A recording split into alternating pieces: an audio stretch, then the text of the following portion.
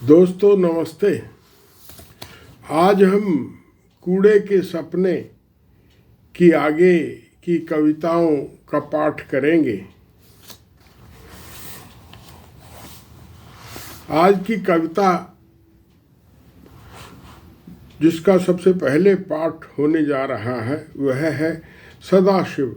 आपको पता है ये कविताएं घरों से कूड़ा उठाने वाले व्यक्तियों पर केंद्रित हैं और बहुत जानलेवा कविताएं हैं। इन कविताओं को लिखने से पहले मैंने गीता पढ़ी थी, तो आप पाएंगे कि इनमें वहाँ की सिमलियाँ, उपमाएं अनायास आ गई हैं। देखिए, आज की पहली कविता है सदाशिव। और लो, एक ने तुम्हारी झाड़ू का झंडा बना लिया।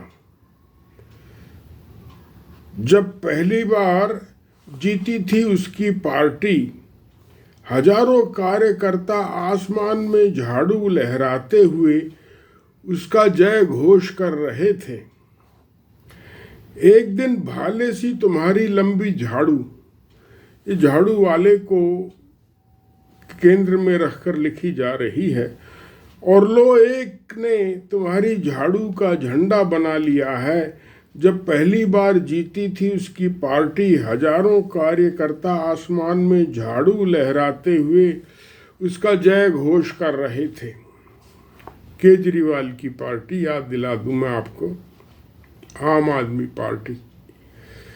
जिस दिन पहली बार केजरीवाल जीते थे तो बड़ा अजब नज़ारा था।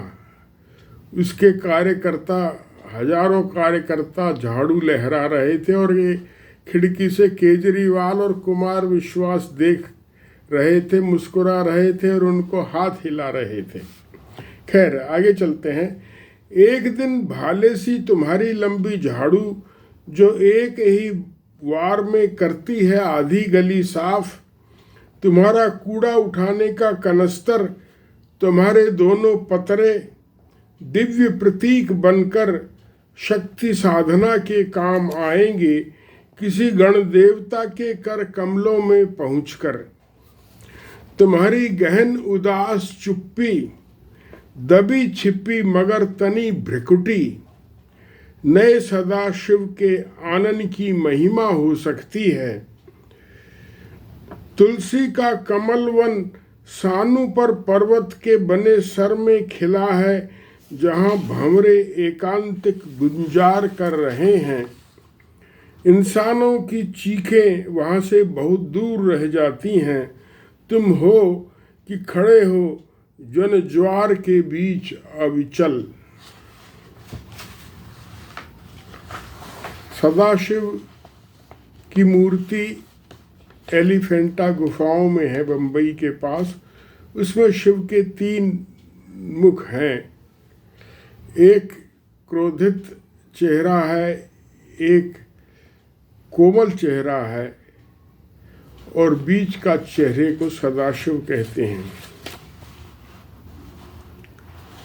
और दूसरा प्रतीक कमल वन का, तुलसी का रामचरितमानस या कहिए राम की शक्ति पूजा जो निराला की कविता है, वहाँ से आ गया है। अब आगे चलते हैं। 2 आदमी। भारतवर्ष में 2 ही हैं असल, भारतवर्ष में 2 ही हैं असल, गौतम अडानी और कूड़े वाला। उससे आगे वालों की तो आदमियों में गिनती ही नहीं है।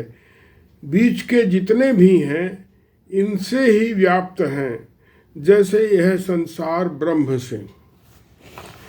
भाई, गौतम अडानी से तो भारत में मोदी के टाइम पर कोरोना के समय कोई अमीर था नहीं, और कूड़े वाले से गरीब कोई नहीं था। जो उससे भी गरीब था वो तो इंसान नहीं, जानवर का ही जीवन जी रहा था। उसी को इंगित कर रहा हूँ। भारतवर्ष में 2 ही हैं असल, गौतम अडानी और कूड़े वाला। उससे आगे वालों की तो आदमियों में गिनती ही नहीं है। बीच के जितने भी हैं इनसे ही व्याप्त हैं, जैसे यह संसार ब्रह्म से। कृष्ण कहते हैं अर्जुन में कि यह संसार ब्रह्म से व्याप्त है, माने कि इसके कण कण में ब्रह्म है। उसी बात को दोहरा रहा हूं। गौतम रोज करोड़ों नए पैदा करता है, उसकी तिजोरी और ऐश्वर्य में रोज होता जाता है इजाफा। कूड़े वाला दीपक हो या अवधेश, उन्हें किसी किसी दिन कोई आमदनी नहीं होती, पल्ले से खाते हैं वे उस रोज। गौतम अडानी तो करोड़ों रुपए रोज पैदा करता है और उसका ऐश्वर्य हर दिन बढ़ता रहता है। कूड़े वाले को कभी कभी रोटी के लाले पड़ जाते हैं। गौतम रोज करोड़ों नए पैदा करता है, उसकी तिजोरी और ऐश्वर्य में रोज होता जाता है इजाफा। कूड़े वाला दीपक हो या अवधेश, उन्हें किसी किसी दिन कोई आमदनी नहीं होती, पल्ले से खाते हैं वे उस रोज। गौतम की ख्वाहिश रहती है संसार का सबसे अमीर आदमी बनने की, भारत के प्रधानमंत्री के बाद अमेरिका के राष्ट्रपति से दोस्ती करने की। कूड़े वाला डरा रहता है कभी छिन न जाए, कभी छिन ना जाए। कूड़ा उठाने का काम मुंह में आता निवाला, शामिल न हो जाए वह बेपरिवार बेघर बेसहारों में, भीख मांगने की भी न रहे हिम्मत। आपने कोई भिखारी ऐसा देखा होगा जो बिल्कुल मायूस एक जगह बैठा रहता है, वह किसी के आगे हाथ भी नहीं फैलाता। हरिद्वार में जाओगे तो पहले तो बहुत मिलते थे, उनका कटोरा उनके पास रखा रहता था, जो चाहे उसमें कुछ डाल दे, वो उस तरफ देखते भी नहीं।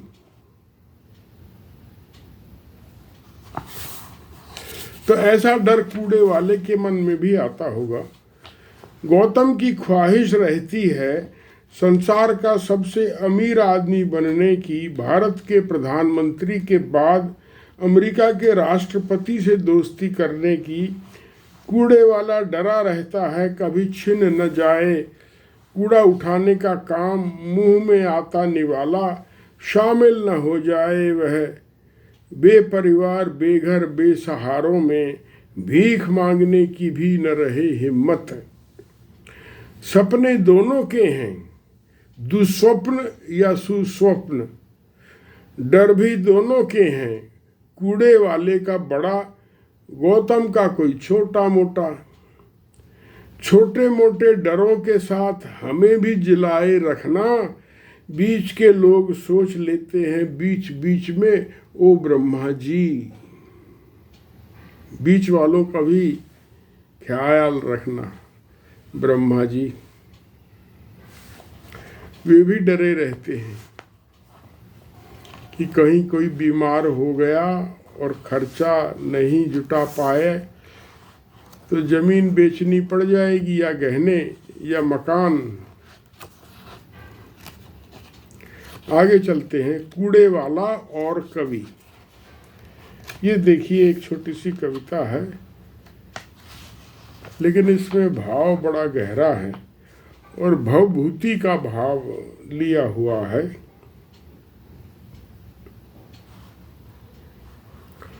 वो पहले पद में ही है, कूड़े वाला और कवि। यह पृथ्वी विपुल है और समय निरावधि। यह पृथ्वी विपुल है और समय निरावधि, कभी तो होगा मेरा समान धर्मा।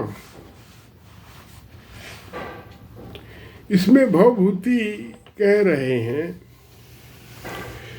कि मेरी बात कोई नहीं समझता, चलो आज नहीं समझता कोई बात नहीं, जहां मैं हूं वहां नहीं समझता कोई बात नहीं, लेकिन यह पृथ्वी तो बहुत बड़ी है और समय का कोई अंत नहीं है। तो कभी तो कहीं तो कोई ऐसा मनुष्य होगा जो मेरे इस लिखे को समझेगा। भवभूति ने एक रामायण लिखी है, उत्तर रामचरित, जिसमें सीता का जो वियोग है राम से, शायद अशोक वाटिका में जब रही होगी, उसका वर्णन है, यदि मैं गलत नहीं हूं तो। लेकिन भवभूति की रामायण उत्तर रामचरित मशहूर है करुण रस के लिए। साहित्य के विद्यार्थियों को यह बात बताई जाती है। देखिए, यह पृथ्वी विपुल है और समय निरावधि, कभी तो होगा मेरा समान धर्मा। कवि अपने रचना कर्म में और कूड़े वाला अपने काम में अकेले हैं। शताब्दियों से उन्हें प्रतीक्षा है तुम्हारे ध्यान में आने की, पल दो पल के लिए प्रतिदिन। उसके लिए एक एक शब्द कहो नागरिक। यह भवभूति ने जो कहा था वह मैं स्वयं अपने लिए अपने शब्दों में कह रहा हूँ। भाव वही है। वह भी कवि थे बड़े महान, मैं भी हूँ एक अदना सा। यह पृथ्वी विपुल है और समय निरावधि, कभी तो होगा मेरा समान धर्मा। कवि अपने रचना कर्म में और कूड़े वाला अपने काम में अकेले हैं। शताब्दियों से उन्हें प्रतीक्षा है तुम्हारे ध्यान में आने की, पल दो पल के लिए प्रतिदिन। उनके लिए एक एक शब्द कहो नागरिक। कवि की बात भी कोई सुनने वाला नहीं है। कविता को समझने वाला, दाद देने वाला, लाइक करने वाला भी नहीं रहे। ये विधा ही नहीं रही लगता है आज की।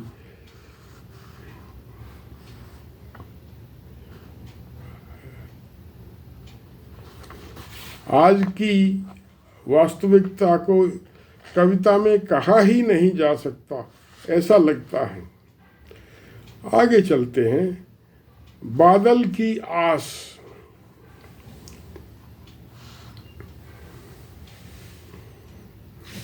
आज तो खाने पीने मौज करने का युग है, कौन दिमाग लगाए इन चीजों में। चलिए आगे चलते हैं। सब तरह के लोग हैं, समय निरावधि है और पृथ्वी विपुल है। ज्यादा नहीं तो कम सही मिलेंगे जरूर। बादल की आस, मेरी आस बादल की आस है। खैर, अब ये कूड़े वाले के आस की बात है। बादल की आस, कूड़े वाले को किसी अवधेश या दीपक को भगवान बनाना उद्देश्य नहीं था मेरा, न ही न्याय दिलाना उन्हें। भगवान के भक्तों से ऐसा नहीं होगा मुझे पता है।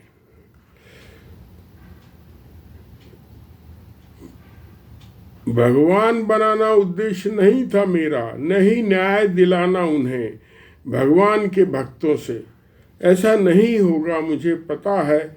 यह तो बस आईना दिखाना है। भगवान के भक्त कभी न्याय नहीं दे पाएंगे कूड़े वाले को, मुझे पता है। न कहीं भगवान है, न कोई सच्चा भक्त है, मुझे पता है।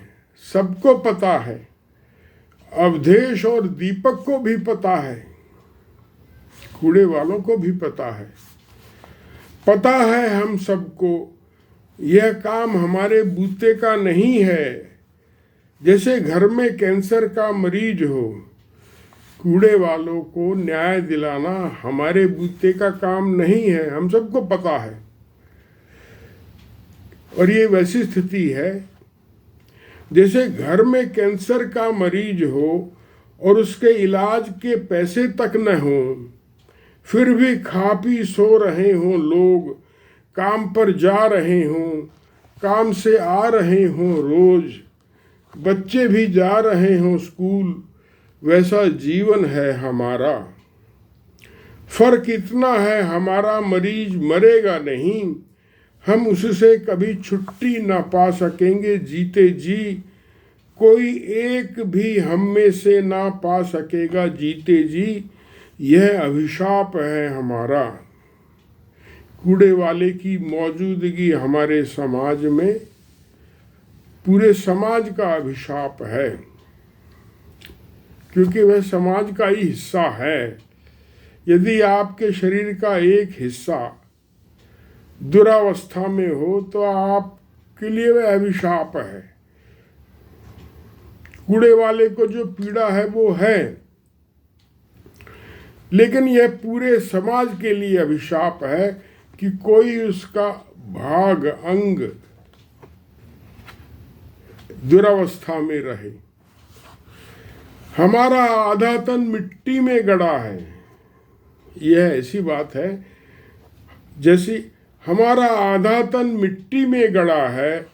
कूड़े वाले के साथ हम सब का, मोदी का, अडानी का, बाबा रामदेव का, गुरु रविशंकर का, राहुल का, सोनिया का, किसका नहीं, केजरीवाल का भी, हमारे सारे लेखक, कलाकारों, विचारकों, पुजारियों, ज्योतिषियों का, हम में से एक एक का आधा तन मिट्टी में गड़ा है कूड़े वाले के साथ।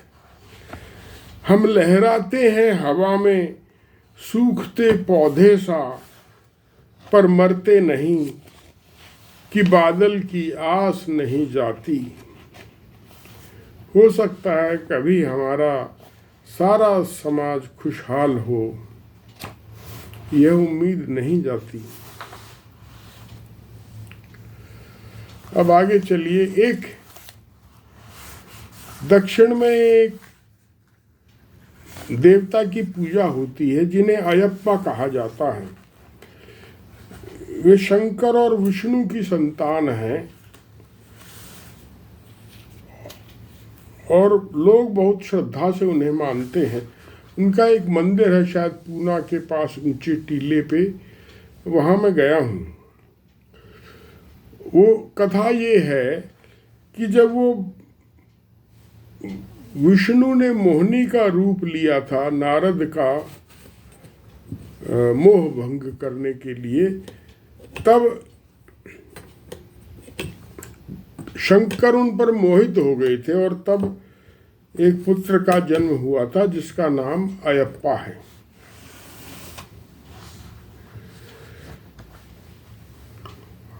अयप्पा।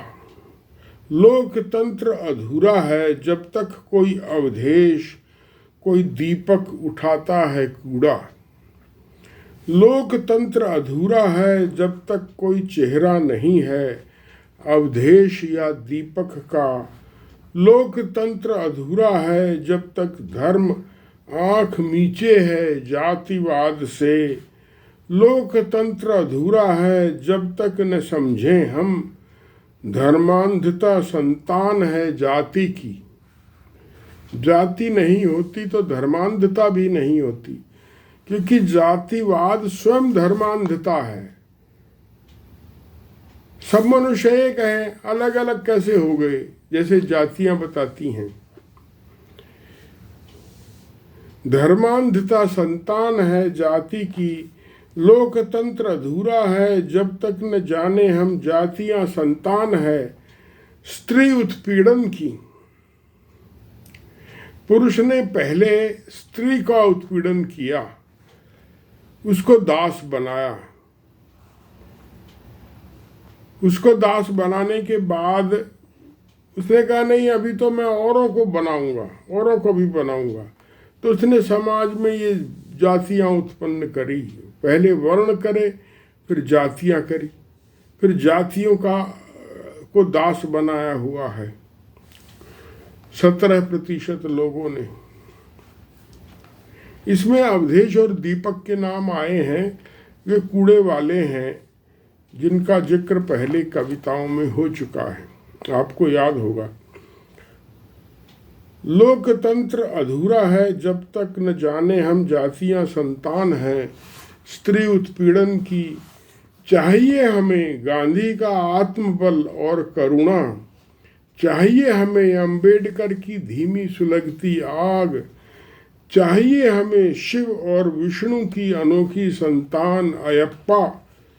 करे जो लोकतंत्र को पूरा।